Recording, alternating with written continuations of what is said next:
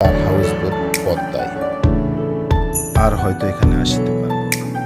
তার কবিতার ভাষায় আমাদের বলছে, সেতারেতে বাঁধিলাম তার অজানাকে জানার অনন্ত এই ছুটে চলায়। আজ আমরা এসেছি আত্রা স্টেশনে। এখান থেকে আমরা মূলত যাব রবীন্দ্রনাথের কুঠিবাড়িতে। শুধু কবিগুরু রবীন্দ্রনাথকে খুঁজতে নয়, বরং জমিদার রবীন্দ্রনাথকে খুঁজেও ফিরব আজকের এই পরিসরে। বাংলাদেশে রবীন্দ্রনাথের পদচারণার মধ্যে 3টি কাচারি বাড়ি বা কুঠিবাড়ি উল্লেখযোগ্য।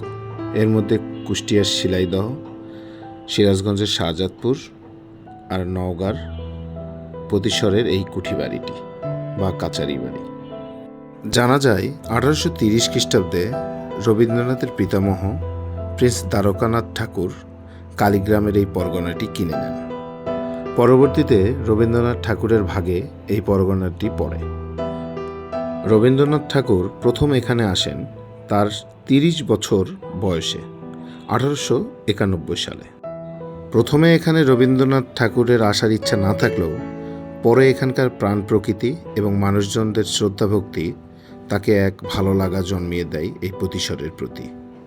তিনি প্রতিশ্বরের আর্থসামাজিক উন্নয়নে ভূমিকা রাখেন তার জমিদারির জীবনভর। জমিদার রবীন্দ্রনাথ ঠাকুর ছিলেন বেশ বিজ্ঞানভিত্তিক এবং বাস্তবসম্মত। মহাজনের সুদের কারবার থেকে কৃষকদের বাঁচানোর জন্য 1905 সালে তিনি স্থাপন করেন একটি কৃষি ব্যাংক।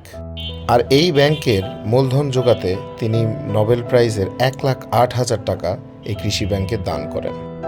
কবিগুরু চাষবাসের সুবিধার জন্য প্রথম পরিসরের ট্রাক্টর নিয়ে আসেন।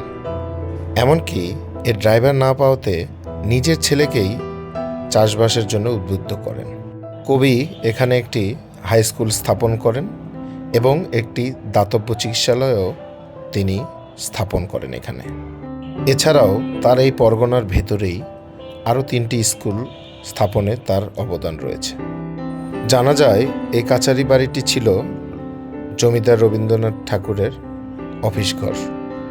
তিনি এখানে রাত্রি যাপন করতেন না। তিনি রাত্রি যাপন করতেন প্রকৃতির মাঝে, নাগর নদের ভিতরে তার হাউসবোট পদ্মায়। একথা ঠিক যে এখানে জমিদারি করতে এসেই রবীন্দ্রনাথ ঠাকুর তার নিজেকে আবিষ্কার করেছিলেন নতুন করে। এই পতিসরে বসেই তিনি রচনা করেছিলেন গোরা, ঘরে বাহিরে উপন্যাস। আরও রসদ নিয়েছিলেন ছোট গল্প, প্রতিহিংসা ও ঠাকুরদা লেখার পরিচয়, অনন্ত পথের মতো অনেক কবিতা রচনা করেছিলেন তিনি এখানে বসেই। বিশ্বকবি এখানে বসেই কালজয়ী কিছু গান রচনা করেছেন। এসব হৃদয় স্পর্শ করা গানের মধ্যে রয়েছে বিধি ডাগর আখি, জলে ডোবা চিকন শ্যামল, বধূ মিছে রাগ করো না, আমি কান পেতে রই, নবরূপে তুমি এসো প্রাণে। কবি এখানে সর্বশেষ এসেছিলেন 1937 সালে। যাওয়ার সময় তিনি বলে গিয়েছিলেন তার প্রজাদেরকে, আমার শরীর বেশ কিছু ভালো নয়, আর হয়তো এখানে আসতে পারবো না, তোমরা সবাই ভালো থেকো।